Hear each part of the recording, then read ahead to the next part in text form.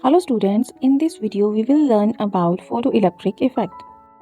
When a light of suitable frequency falls upon the surface of a metal, this leads to the ejection of electrons from the surface of metal.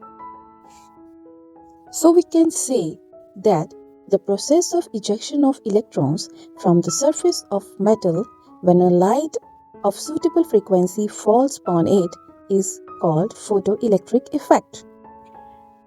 There are certain observations that are made. For ejection of electrons, minimum frequency is required to overcome the work function of metal. That minimum frequency is called threshold frequency, denoted by mu naught. Secondly, as we increase the frequency of the light, kinetic energy increases.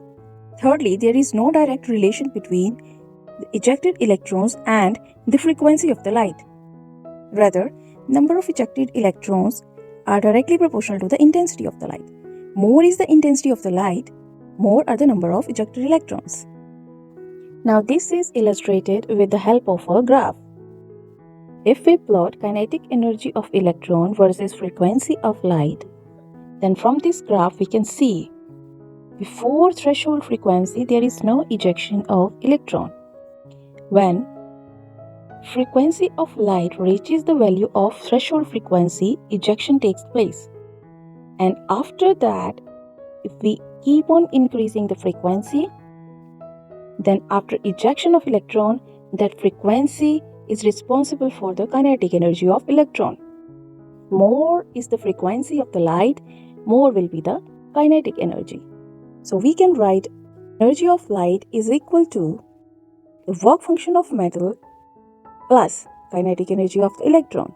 To simplify, we can simply write the formula of kinetic energy, that is half mv square. And finally, we have already seen that there is no direct relation between the kinetic energy of electron and the intensity of the light. While increasing the intensity of the light, only the ejection will increase. Thank you.